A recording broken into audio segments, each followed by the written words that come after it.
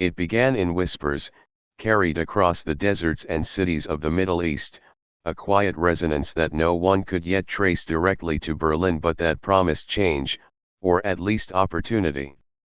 From Cairo to Baghdad, newspapers reported the growing tension between the Allied powers and Axis ambitions, and underground networks of intellectuals, nationalists, and disaffected officers listened with a mix of fear and hope.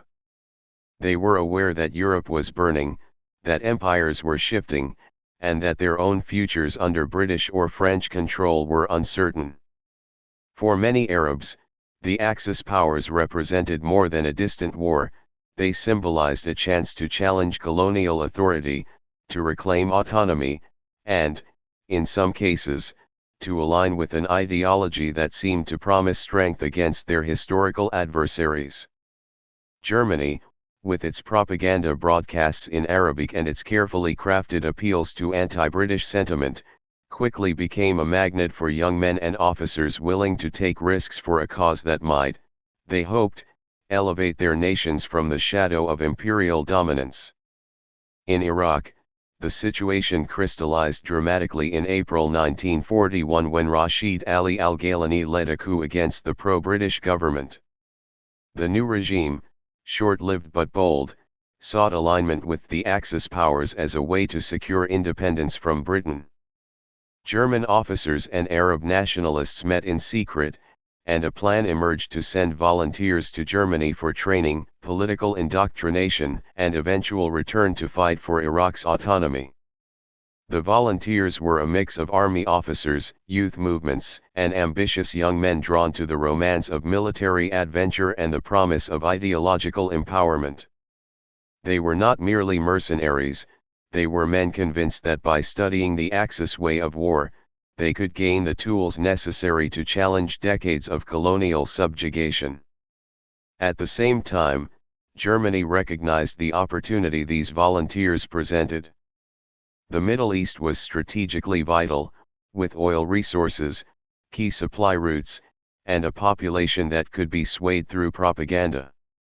Arab volunteers were trained not only to fight but also to broadcast messages to their homelands, spreading the Axis narrative of liberation from British and French dominance. Units were small, experimental, and highly controlled, reflecting the German understanding that these volunteers were both politically and militarily valuable. Young Iraqi officers arrived in Berlin, stepping off trains and into classrooms where they learned the intricacies of radio operation, guerrilla tactics, and the mechanics of military intelligence, all while absorbing carefully curated propaganda designed to align their loyalties with Germany. Propaganda was, in fact, the lifeblood of this movement.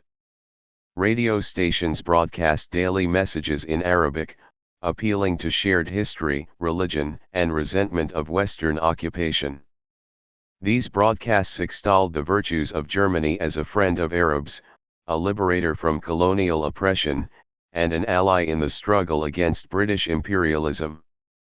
Some volunteers became broadcasters themselves, reading scripts written in Berlin, their voices carrying across deserts and cities to inspire, to recruit, and to embolden. The Axis recognized that winning hearts and minds in the Middle East required more than soldiers, it required voices that could bridge culture, language, and ideology, creating a narrative of partnership rather than conquest. Meanwhile, in North Africa, Arab volunteers were tested in the field. Germany's campaigns in Libya and Egypt offered a real-world classroom for these men, many of whom had little combat experience. They were attached to auxiliary units, intelligence teams, and small special operations groups, often working alongside German officers who viewed them as both assets and experiments. These volunteers learned quickly that the Axis machine valued efficiency and obedience but did not tolerate hesitation. Their success in reconnaissance, sabotage, and propaganda dissemination was noted, and their small victories, though tactical in scale, carried immense symbolic weight. Each operation demonstrated the potential for Arabs to serve not merely as subjects of the Axis but as participants in a transnational struggle against common enemies. Yet, ideology alone was not enough to sustain these units. Internal divisions, doubts, and the realities of war often clashed with the idealism of recruitment. Some volunteers questioned Germany's true motives, wondering whether the Axis powers genuinely sought Arab independence or simply used volunteers as pawns in a larger imperial game. Supplies were often limited, communications delayed, and the desert heat unrelenting. But through it all, the narrative of empowerment and liberation persisted. Germany carefully curated this narrative, sending letters of commendation, publishing accounts of bravery, and exaggerating successes to maintain morale. Volunteers were reminded constantly that their service was both a duty and an honor, that they were contributing to a historic struggle that transcended national boundaries. The Iraqi volunteers' story intertwined with broader Middle Eastern developments. The coup in Baghdad was crushed within weeks by British forces, sending shockwaves through volunteer networks. Many fled to Iran, Syria, or even Germany, their hopes of immediate impact dashed but their commitment to the cause unbroken. Meanwhile, German intelligence worked to channel remaining enthusiasm into propaganda missions, training initiatives, and liaison roles with other Axis-affiliated groups. The volunteers' experiences were disseminated back to the region as tales of courage and sacrifice, a tool to inspire future recruitment and maintain the illusion that Arab agency in the Axis project was growing. Across the Middle East, the psychological effect of these volunteers was sometimes as significant as their physical presence. Local populations observed men in German uniforms returning from Europe or North Africa, speaking of discipline, military precision, and ideological zeal. Even if their numbers were small, the symbolic value reinforced Axis messaging that resistance to the Allies was possible and that collaboration could yield tangible power. Newspapers, clandestine pamphlets, and whispered stories circulated in cafes and marketplaces, constructing an image of Arabs not as passive subjects under colonial rule but as active participants in a larger global struggle. By 1942, however, the reality of war began to temper idealism. Many volunteers found themselves far from home, embedded in foreign armies with limited autonomy and little control over the broader strategic objectives. Despite ideological alignment, the Axis powers' primary goal remained victory for Germany and its allies, not the liberation of Arab nations. Volunteers began to recognize that their personal sacrifices were part of a machine whose priorities did not always align with nationalist aspirations. Yet, even in these difficult circumstances, the network of Arab volunteers provided a foundation for continued Axis engagement in the region, both militarily and politically. The story of Arab volunteers in the Axis armies is thus a tale of idealism, ambition, and the complicated realities of global war. It reflects the intertwining of ideology, anti-colonial sentiment, and opportunism, showing how individuals and small groups can become instruments in a larger struggle while simultaneously pursuing their own visions of autonomy and influence. Though their numbers were modest compared to European collaborators, their presence carried outsized symbolic and propaganda significance, illustrating how the Axis powers sought to exploit global discontent and nationalist sentiment far beyond the battlefields of Europe. In the end, these volunteers' journeys underscore both the potential and the limits of ideological alliances, revealing the fragile balance between aspiration, exploitation, and the harsh realities of war. The Balkan Crossroads, Conflict and Collaboration. The Balkans in the early 1940s were a tangle of alliances, betrayals, and long-standing ethnic rivalries, a place where historical grievances collided with the ambitions of Axis powers. From the moment German forces marched into Yugoslavia and Greece, local populations were forced to choose sides or have sides chosen for them. For some, collaboration was a means of survival; for others, it was a path toward personal power, revenge, or ideological fulfillment. In the chaos of occupation, a new kind of army emerged, one not composed of traditional national soldiers but of volunteers willing to serve the Axis in exchange for promises of autonomy, protection, or revenge against historical enemies. Croatia, newly declared as the independent state of Croatia under the Ustaše regime, became a center of Axis-aligned volunteer activity. Young men who had grown up in a region scarred by ethnic tensions were recruited into the Croatian Legion and other military formations. These volunteers were often motivated by a combination of nationalist zeal and anti-Serb sentiment. They were trained in German camps, equipped with modern weapons, and sent to the Eastern Front to fight alongside German forces against the Soviet Union.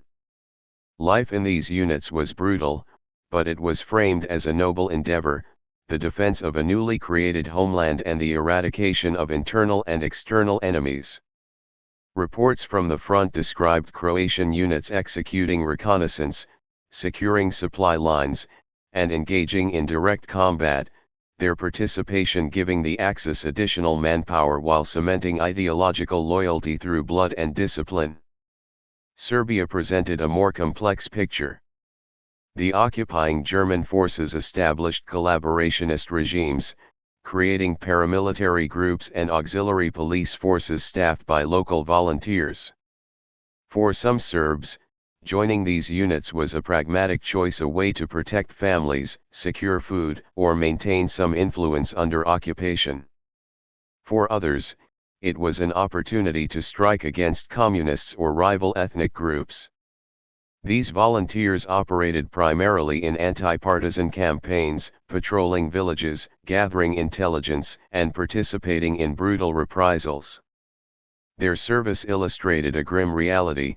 In the Balkans, war was rarely purely ideological or nationalistic, it was personal, intertwined with long-standing feuds and immediate survival needs. Slovenia and Macedonia contributed smaller contingents, often integrated into German military structures or employed as auxiliary forces. These volunteers were frequently young men seeking either employment, adventure, or alignment with German power. Their tasks ranged from local policing to logistical support, yet they were still exposed to the front lines indirectly, and many became embroiled in violent operations against resistance fighters. Greece, while under Axis occupation, saw very limited volunteer enlistment, mostly consisting of collaborators assisting Italian or German forces in maintaining control over occupied regions. Albanian volunteers, particularly in Kosovo and northern Albania, joined German units or local militias to fight against Yugoslav partisans, reflecting a combination of nationalist aspirations and opportunism. Motivations for Balkan volunteers were diverse and often intertwined. Ethnic tensions, historical grievances, and the desire to settle scores played as much a role as anti-communist ideology or loyalty to the Axis.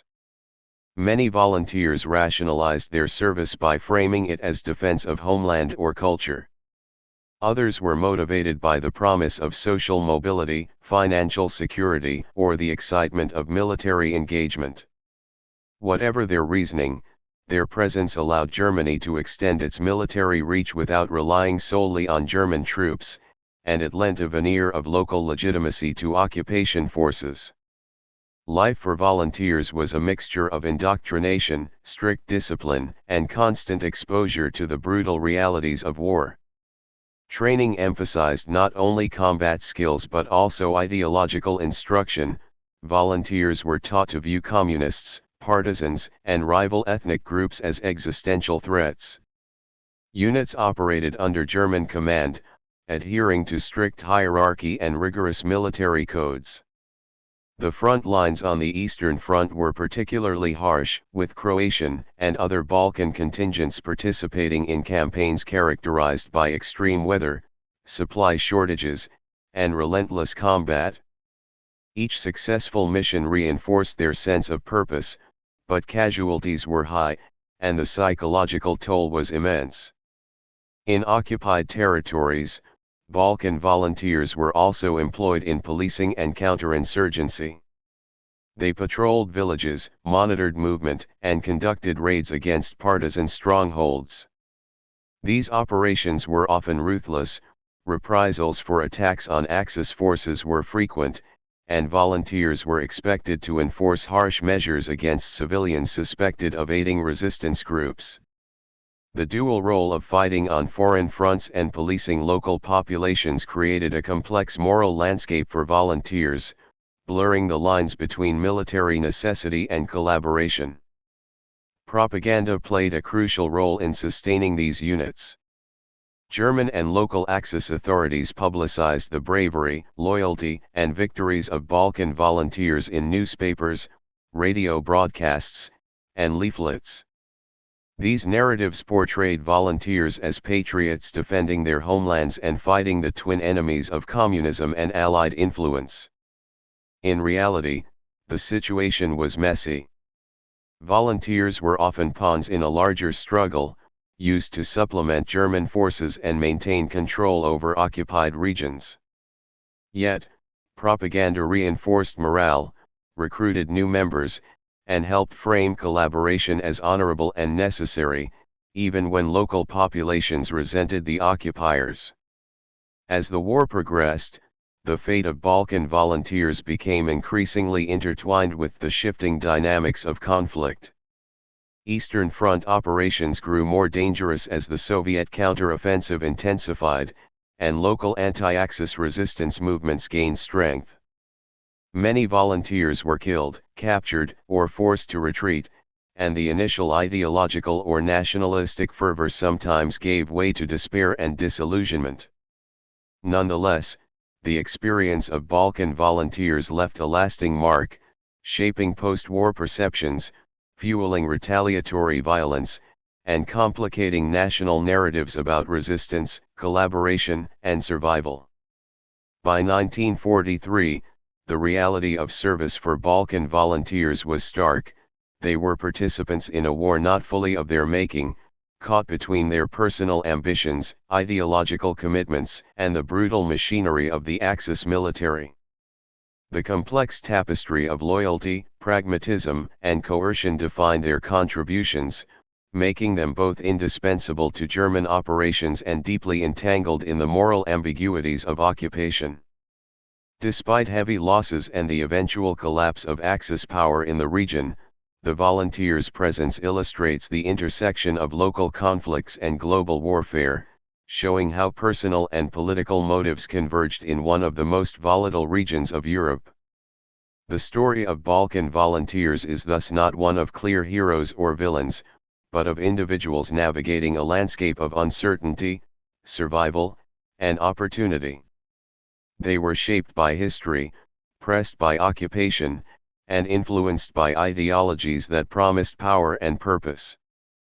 Their actions, for better or worse, became a crucial element of the Axis strategy in the Balkans, demonstrating how foreign volunteers could be both instruments of military strategy and symbols in the larger propaganda war.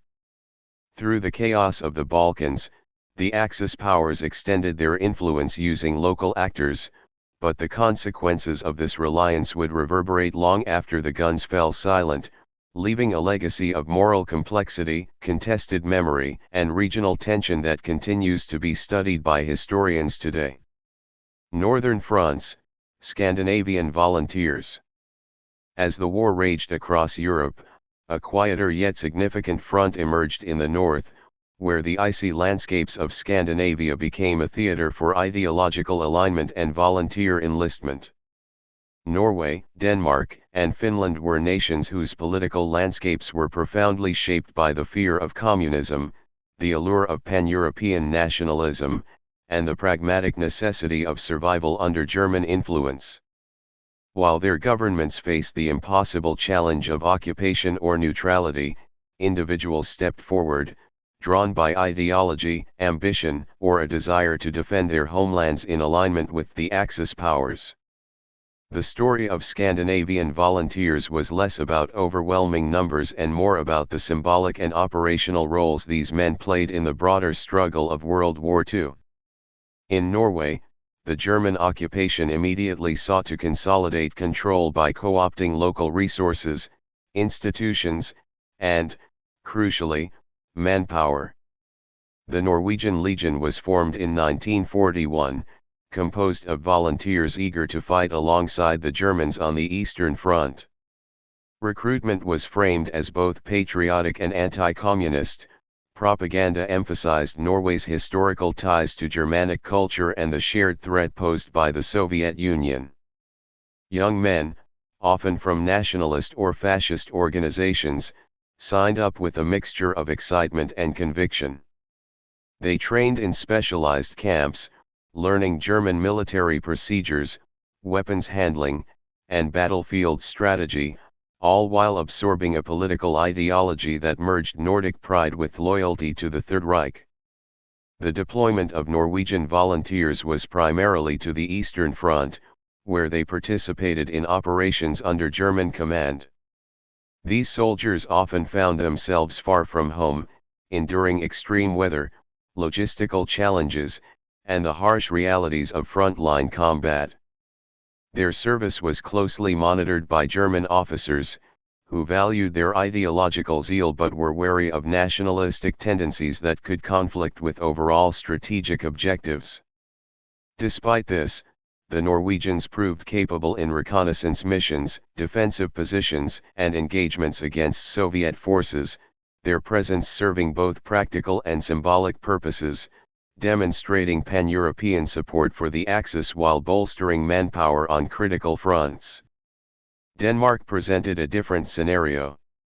The German occupation was relatively lenient compared to Norway, allowing the Danish government limited autonomy. Nevertheless, some Danes volunteered for service with the Germans, particularly in the Waffen-SS. Motivations ranged from ideological commitment to National Socialism to a desire for adventure or personal advancement. Danish volunteers underwent rigorous training in Germany, often alongside other foreign units, learning not only combat skills but also propaganda techniques to maintain morale and political loyalty. Many were deployed to occupied territories or the Eastern Front, where their tasks mirrored those of other Scandinavian volunteers: combat support, intelligence gathering, and anti-communist operations. Finland occupied a unique position in this northern theater. Although not formally part of the Axis, Finland aligned militarily with Germany during the Continuation War against the Soviet Union, 1941 to 1944.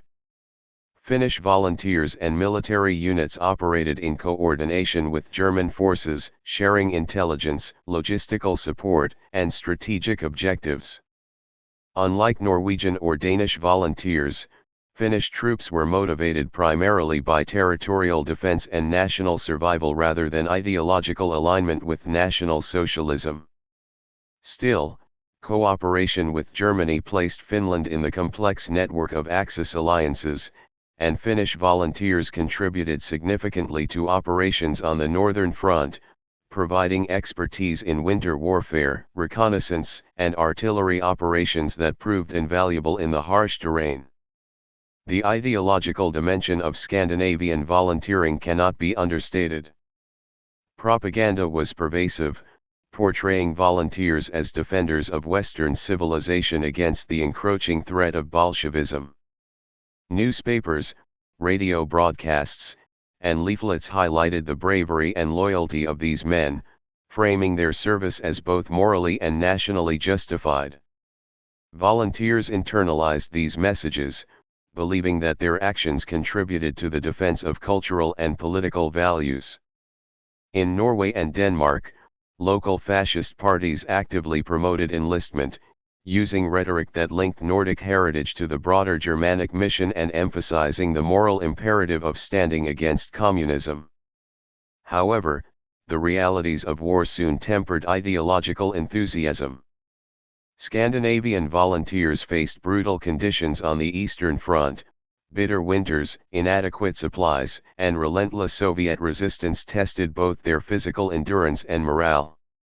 Casualty rates were significant, and the psychological strain of fighting far from home in unfamiliar environments weighed heavily.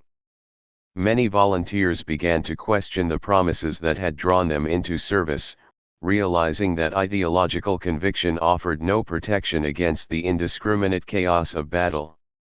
Yet, despite these hardships, their presence continued to serve critical operational and symbolic functions for the Axis, reinforcing the narrative of a united European front against communism.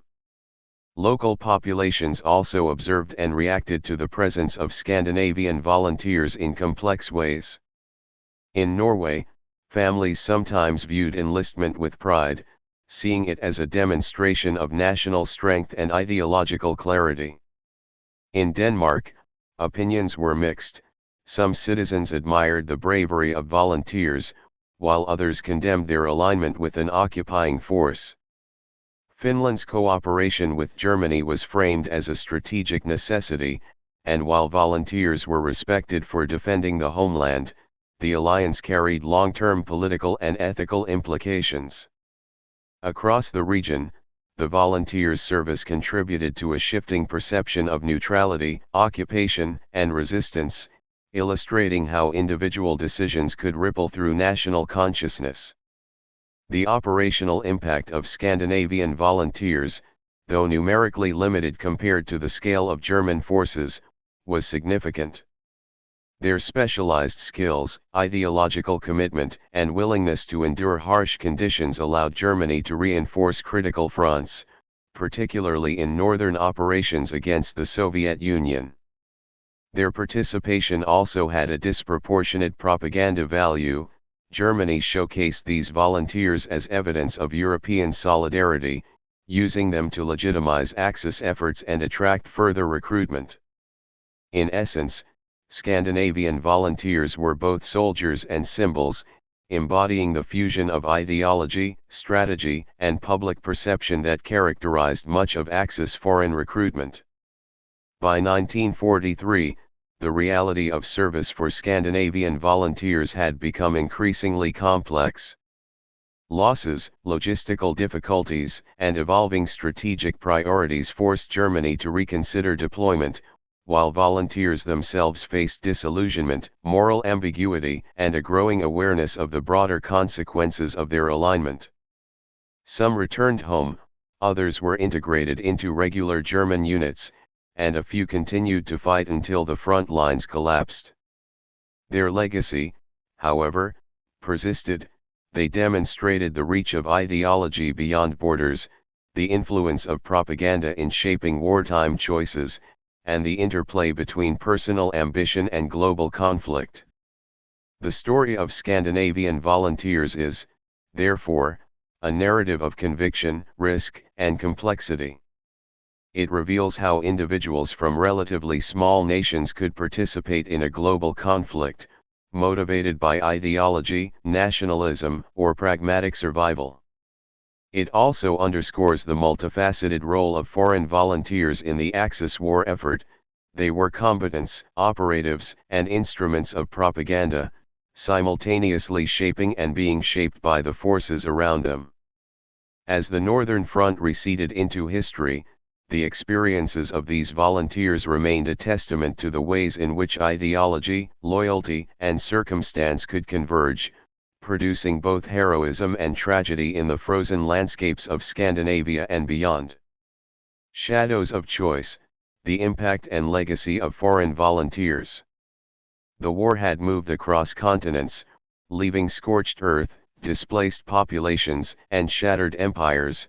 Yet the story of foreign volunteers lingered quietly in the shadows of history, a testament to human ambition, ideology, and the murky line between collaboration and survival.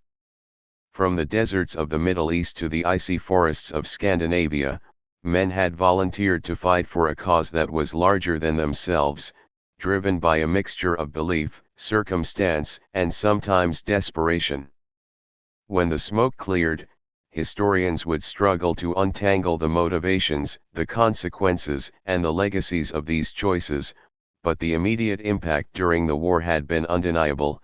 Foreign volunteers were instrumental, both militarily and symbolically, in sustaining the Axis war effort.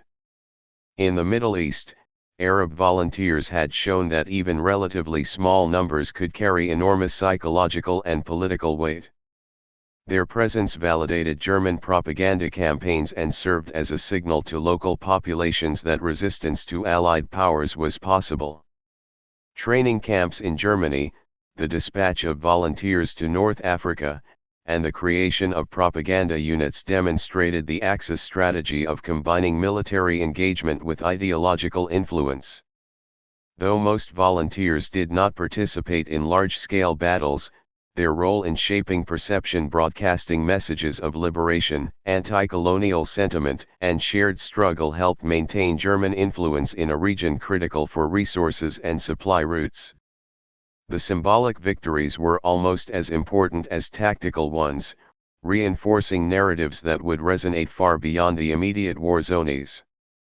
Balkan volunteers, however, presented a different kind of impact, one that combined sheer numbers with a morally complex operational role. Croatian, Serbian, Slovenian, and Albanian volunteers were embedded deeply into military campaigns, anti-partisan operations, and local enforcement duties. They provided Germany with manpower that the regular army could not spare, and their knowledge of local terrain, languages, and social dynamics made them indispensable for occupation strategies. Yet their participation was not merely utilitarian, it carried profound consequences for the populations they policed. Reprisals, village raids, and intelligence gathering often entangled volunteers in atrocities that would haunt post-war reconstruction and shape narratives of guilt, justice, and historical memory. The legacy of these Balkan units is thus inseparable from the moral ambiguities of wartime occupation, revealing how ideology, local grievances, and survival instincts converged in violent and enduring ways. Scandinavian volunteers offered another dimension to the Axis strategy, the projection of ideological solidarity across national borders. Norway and Denmark, despite their relatively small populations, contributed men who were trained, deployed, and often idealistically motivated to fight against the Soviet Union. Finland's cooperation, though distinct in motivation, complemented German military efforts in the north and demonstrated the operational flexibility that foreign alliances could provide. For Germany, these volunteers served as a potent symbol. Even nations outside the traditional Axis sphere were willing to take up arms in support of shared goals, whether ideological or strategic. This perception was critical for propaganda, reinforcing the notion of a united front against communism and encouraging further recruitment, while also bolstering the morale of German forces fighting in remote and challenging theaters. The long-term impact of foreign volunteers is not confined to their wartime actions, it extends into memory, historiography, and national identity.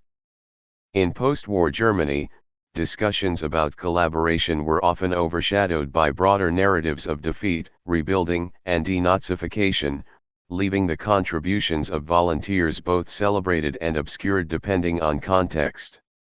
In the Middle East, the legacy of Arab volunteers became intertwined with nationalist movements, anti-colonial struggles, and complex debates over allegiance and morality. Their service with Axis powers was often remembered ambivalently, as an expression of resistance against foreign domination, but also as a morally complicated choice that aligned with an ultimately defeated and aggressive ideology. In the Balkans, the legacies were even more charged. Families, communities, and nations grappled with the consequences of collaboration and participation in atrocities.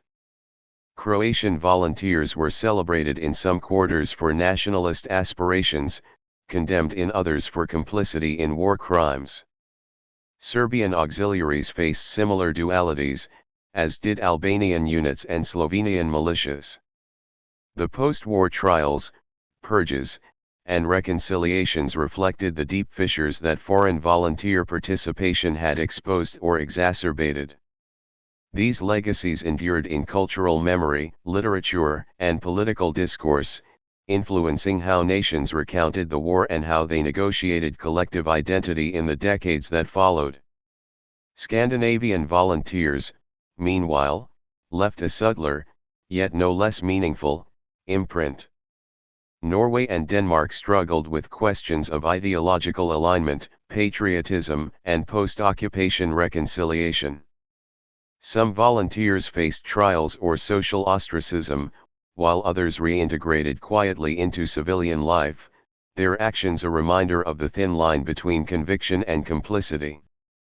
Finland's cooperation with Germany continued to influence historical debate, raising questions about pragmatic alliance versus ideological commitment, and about how national survival strategies intersect with morally charged decisions in the crucible of global conflict. Across all regions, the story of foreign volunteers underscores several universal themes. First, war creates spaces where individual choices can have outsized effects, shaping both immediate outcomes and long-term memory.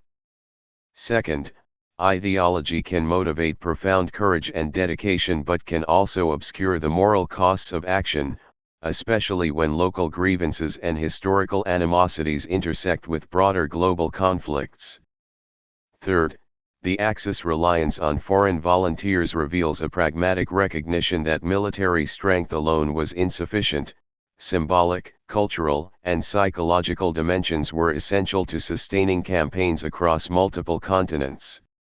Finally, the volunteers' stories illustrate the enduring tension between agency and manipulation. Men and women acted with intention and belief, yet were often caught within strategies and systems that exploited their aspirations for objectives that were not their own. Historians today continue to examine these volunteers not only as combatants but as participants in a transnational theater of ideology, survival, and moral negotiation. Their service complicates simple narratives of heroism and villainy, revealing a spectrum of experience where personal ambition, nationalism, and external pressures converged. In the deserts of Iraq, the mountains of the Balkans, and the frozen forests of Scandinavia, these individuals left a footprint that shaped wartime dynamics and post-war memory alike. The study of their actions offers crucial insights into how global conflicts engage local actors, how ideology spreads across borders, and how human decision-making operates under extreme conditions. Ultimately, the legacy of foreign volunteers in the Axis armies is a study in paradox. They were simultaneously instruments and agents, symbols and soldiers, ideological adherents and pragmatic actors. Their participation affected the course of battles, the conduct of occupation, and the dissemination of propaganda, yet it also influenced the moral, social, and historical frameworks in which the war would be remembered. Though the